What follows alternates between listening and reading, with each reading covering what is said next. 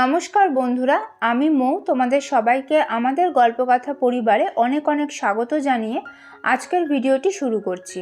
বন্ধুরা, আজ আমি তোমাদের সঙ্গে শিবরাত্রির পুজোবিধির ভিডিও শেয়ার করে নিচ্ছি। অর্থাৎ মহাশিবরাত্রির ব্রতের দিন আমরা বাড়িতে কিভাবে দেবাদিদেব মহাদেবের বিশেষ পুজো করে নিতে পারি, সেটাই আজকের ভিডিওর বিষয়বস্তু। তোমরা যারা শিবরাত্রির দিন প্রথম প্রহরে পুজো করে ব্রত পালন করবে, তারা আজকে আমি ভিডিওতে যেভাবে পুজোবিধি শেয়ার করছি সেইভাবে পুজো করে নিতে পারো। পুজোবিধি শুরু করার আগে এক নজরে এই বছরের শিবরাত্রির সম্পূর্ণ সময়সূচি দেখে নেওয়া যাক। এবছরের মহাশিবরাত্রি ব্রতের সম্পূর্ণ সময়সূচি, 4 প্রহরের সময়সূচি, পারণের সময়, শিবরাত্রির ব্রত পালনের সাধারণ নিয়মাবলী, উপবাস বিধি, শিবরাত্রির ব্রত কথা এবং বাড়িতে শিবরাত্রি ব্রত পালন করলে আমাদের কি কি উপকরণ সামগ্রী লাগবে, এই সব কিছু নিয়ে দুটো আলাদা ভিডিও আমাদের চ্যানেল থেকে আগেই পোস্ট করা হয়েছে। আই বাটন এবং ডেসক্রিপশন বক্সে ওই ভিডিওগুলির লিঙ্ক দেওয়া থাকবে। চলো বন্ধুরা, এবার সরাসরি পুজোবিধি শুরু করা যাক। পুজোতে বসার আগে আমি নিজের মাথায় এবং পুজোর সব উপকরণে গঙ্গা জল ছিটিয়ে নিয়েছি। আর পুজোর ফুল, মালা, বেলপাতা ইত্যাদিতে গঙ্গা জল, অগরু, কর্পূরের গুঁড়ো এবং চন্দন লাগিয়ে নিয়েছি।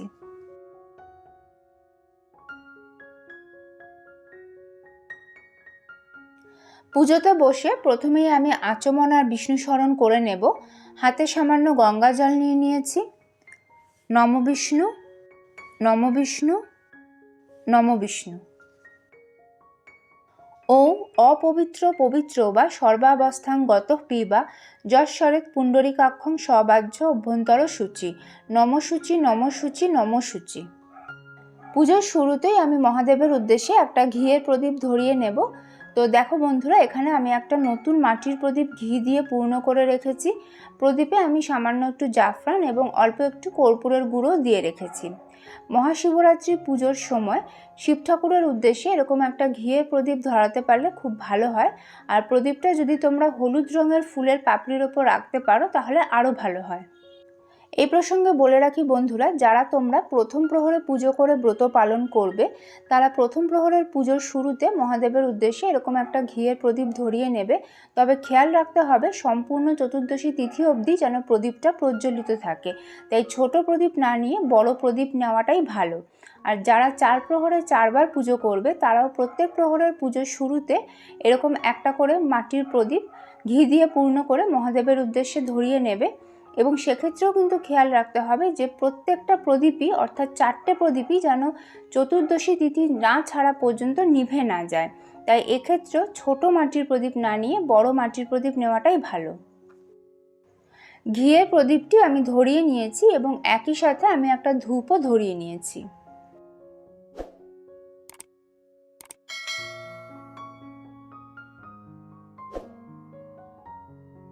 এবার আমি মহাদেবের অভিষেক সম্পন্ন করব। একটি অভিষেক পাত্রের ওপর আমি শিবলিঙ্গ, নন্দী মহারাজ, মহাদেবের ত্রিশূল এবং বাসুকিনাগ রেখেছি। আর অভিষেক পাত্রে সাদা চন্দন লাগানো একটা বেলপাতাও রেখেছি। প্রথমেই আমি শিবলিঙ্গ, নন্দী মহারাজ, মহাদেবের ত্রিশূল এবং বাসুকিনাগে ভস্য লেপন করে নিচ্ছি। ভস্যের পরিবর্তে তোমরা শ্বেতচন্দনের গুঁড়োও ব্যবহার করতে পারো, দুটোই দশকর্মার দোকানে পাওয়া যায়।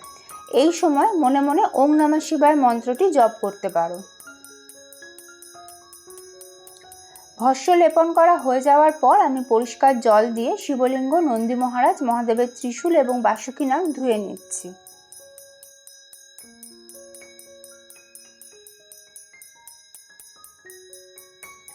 এরপর আমি গঙ্গা জল দিয়ে অভিষেক করে নিচ্ছি। গঙ্গা জলে আমি সামান্য কর্পূরের গুঁড়ো মিশিয়ে রেখেছি। এই সময় মনে মনে ওম নমঃ শিবায় মন্ত্র বা মহাদেবের স্নান মন্ত্র বলে নিতে পারো। মহাদেবের স্নান মন্ত্রটি স্ক্রিনে দেওয়া রইল। এরপর আমি পঞ্চামৃত দিয়ে শিব ঠাকুরের অভিষেক করব। একটি পাত্রে আগে থেকেই কাঁচা দুধ, টক দই, ঘি, মধু এবং শর্করা একসাথে মিশিয়ে আমি পঞ্চামৃত বানিয়ে রেখেছি। শর্করা অর্থাৎ চিনি বা মিছরি। পঞ্চামৃত দিয়ে অভিষেকের সময়ও মনে মনে ওম নমঃ শিবায় মন্ত্রটি অথবা মহাদেবের স্নান মন্ত্র বলে নিতে পারো।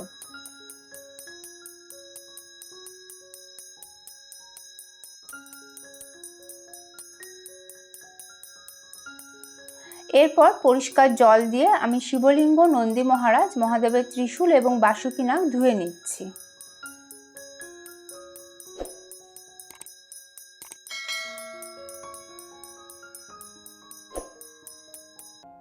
অভিষেক বিধি সম্পন্ন হয়ে যাওয়ার পর আমি শিবলিঙ্গ, নন্দী মহারাজ, মহাদেবের ত্রিশূল এবং বাসুকীনাগ খুব ভালোভাবে পরিষ্কার করে নিয়ে পাথর বাটিতে বসিয়ে নিয়েছি।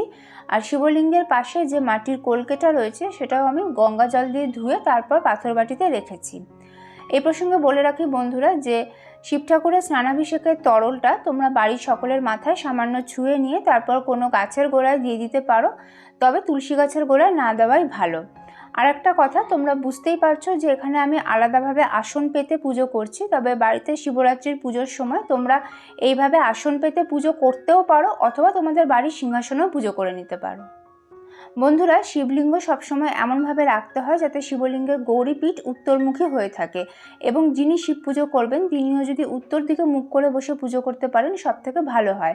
এই প্রসঙ্গে আরও বলে রাখি যে শুরুতেই শিব ঠাকুরের উদ্দেশ্যে যে ঘিয়ের প্রদীপটা ধরানো হয়েছিল সেই প্রদীপের মুখও কিন্তু উত্তর দিকে থাকবে, অর্থাৎ প্রদীপের শিখা উত্তর দিকে মুখ করে থাকবে। শিব ঠাকুরকে আমি একটা নতুন পৈতে নিবেদন করে দিলাম। এই পৈতেটা প্রত্যেক সোমবার পাল্টাতে হবে বা প্রত্যেক মাসে পাল্টে নিতে হবে এমনটা নয়, তবে সম্ভব হলে তোমরা শ্রাবণ মাসে শিব পুজো করার সময় শ্রাবণ মাসের প্রথম সোমবার আবার মহাদেবকে একটা নতুন পৈতে নিবেদন করতে পারো। মহাদেবকে আমি শ্বেত চন্দনের তিলক পরিয়ে দিচ্ছি, তোমরা অষ্টগন্ধা চন্দন বা কেশর চন্দনও ব্যবহার করতে পারো।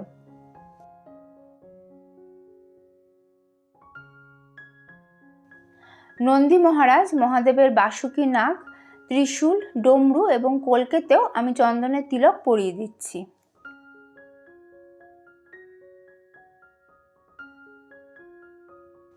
এবার আমি শিব ঠাকুরকে ভস্যের তিলক পরিয়ে দিচ্ছি।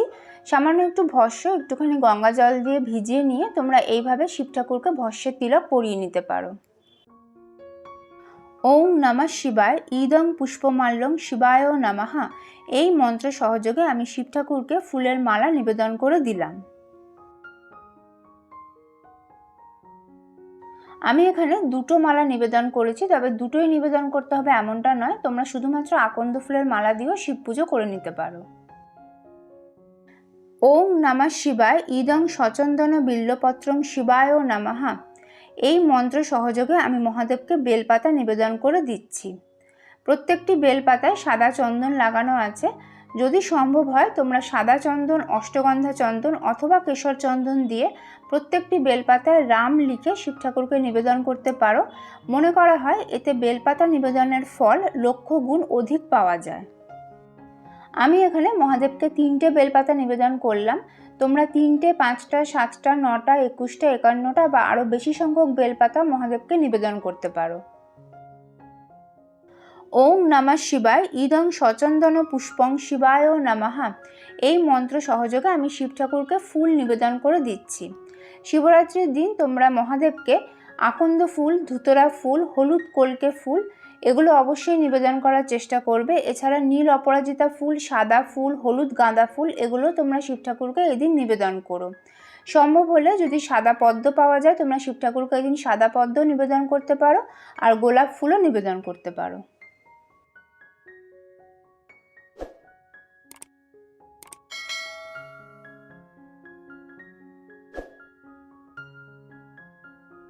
শিব ঠাকুরকে আমি ধুতরা ফল নিবেদন করে দিচ্ছি।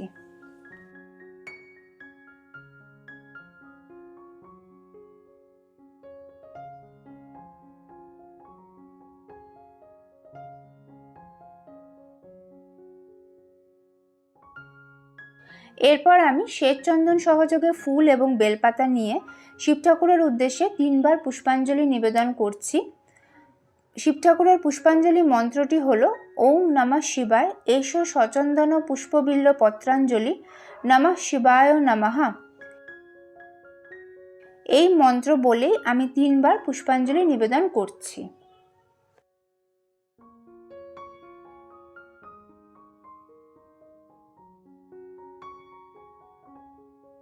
হাত জোড় করে এবার আমি শিব ঠাকুরের প্রণাম মন্ত্র পাঠ করে নিচ্ছি। ওম নমঃ শিবায় শান্তায় কারণত্রয় হেতবে নিবেদয়ামি চাত্মানং তং গতি পরমেশ্বর। এবার আমি শিব ঠাকুরের মাথায় জল ঢালবো। একটি পাত্রে আমি কিছুটা গঙ্গা জল নিয়ে নিয়েছি। এর মধ্যে প্রথমেই দিয়ে দিচ্ছি একটু গোলাপ জল, এরপর দিয়ে দিচ্ছি একটু অগরু, দিয়ে দিচ্ছি সামান্য কর্পূরের গুঁড়ো,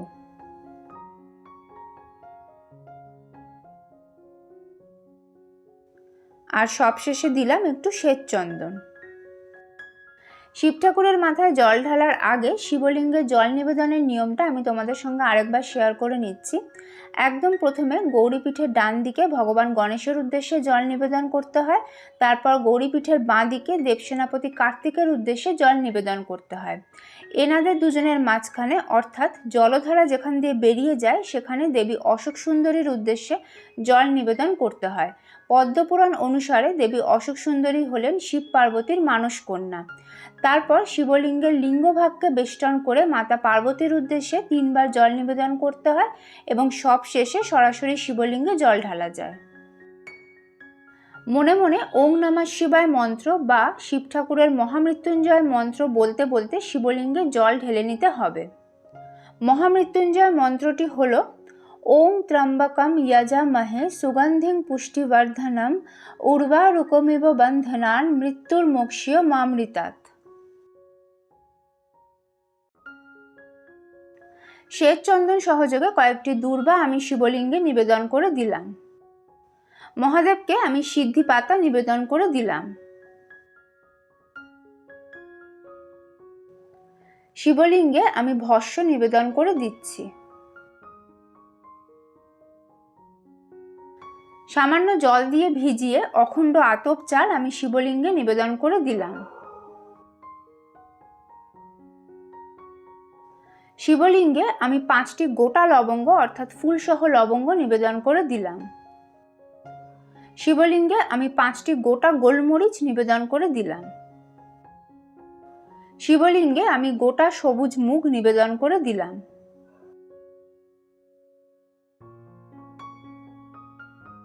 লবঙ্গ, গোলমরিচ এবং সবুজ মুগ সবকিছুই আমি সামান্য জল দিয়ে ভিজিয়ে শিবলিঙ্গে নিবেদন করেছি।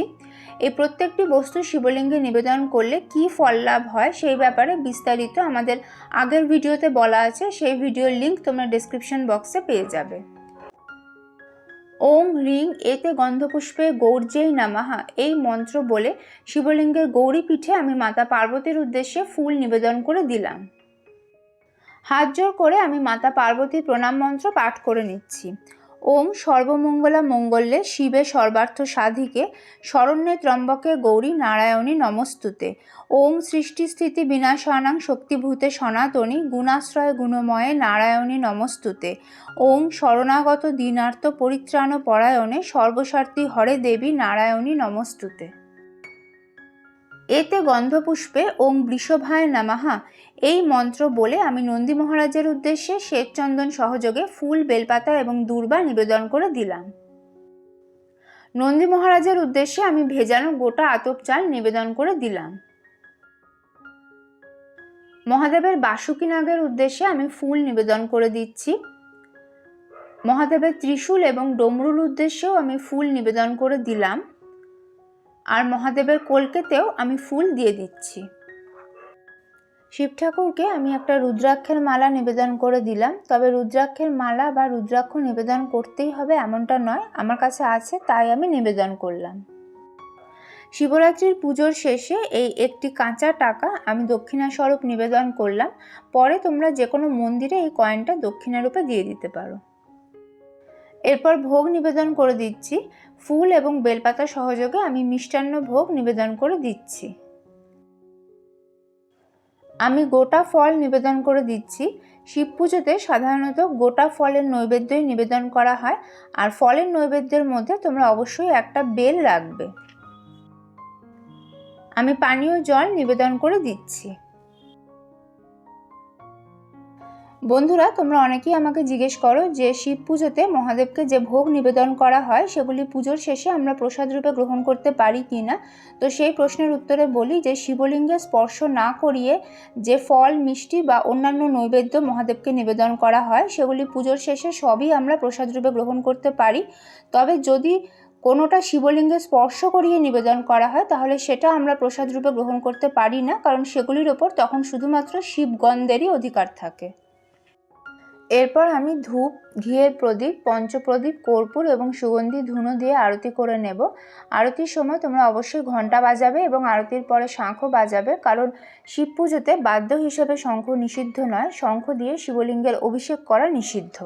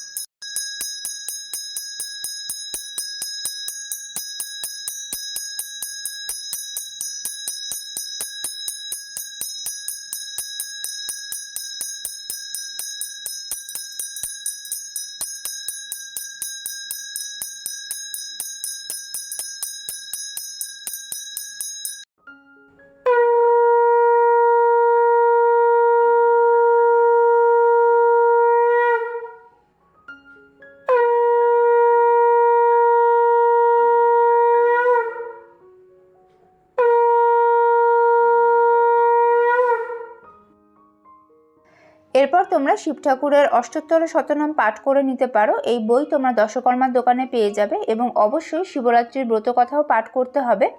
আমাদের চ্যানেল থেকে শিবরাত্রি নিয়ে এর আগে যে ভিডিওটা পাবলিশ করা হয়েছে ওখানে আমি শিবরাত্রির ব্রত কথা পাঠ করে রেখেছি।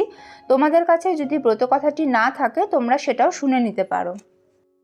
শিবরাত্রির পুজোর শেষে ওম নমঃ শিবায় পঞ্চাক্ষরী মন্ত্র এবং শিব ঠাকুরের মহামৃত্যুঞ্জয় মন্ত্র, এই দুটো মন্ত্রের মধ্যে যে কোনো একটি মন্ত্র তোমরা 108 বার জপ করে নিতে পারো।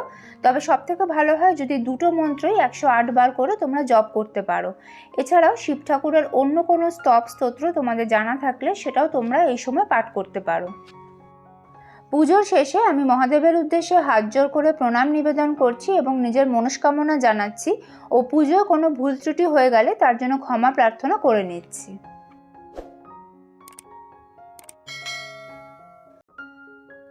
তাহলে বন্ধুরা, এই ছিল আজকের পুজোর ভিডিও। আশা করি ভিডিওটা কিছুটা হলেও তোমাদের কাজে লাগবে। কেমন লাগলো তোমাদের আজকের ভিডিও আমাকে কমেন্ট করে অবশ্যই জানিও। ভালো লাগলে লাইক এবং শেয়ার করে দিও। আর যদি তোমরা প্রথমবার এই চ্যানেলের ভিডিও দেখে থাকো তাহলে প্লিজ চ্যানেলটা সাবস্ক্রাইব করে নিও। সেই সঙ্গে পাশে থাকা বেল আইকনটা ট্যাপ করতেও ভুলো না, যাতে আমাদের চ্যানেল থেকে শেয়ার করা সব ভিডিও নোটিফিকেশন তোমাদের ফোনে সঠিক সময়ে পৌঁছে যায়। সবাইকে মহাশিবরাত্রির অগ্রিম শুভেচ্ছা জানিয়ে আজকের ভিডিও এখানেই শেষ করছি। শিবরাত্রি সংক্রান্ত আরও নতুন ভিডিও নিয়ে ফিরে আসবো খুব তাড়াতাড়ি। দেবাদিদেবের আশীর্বাদে তোমরা সবাই ভালো থেকো, সুস্থ থেকো। জয় শিব শম্ভু।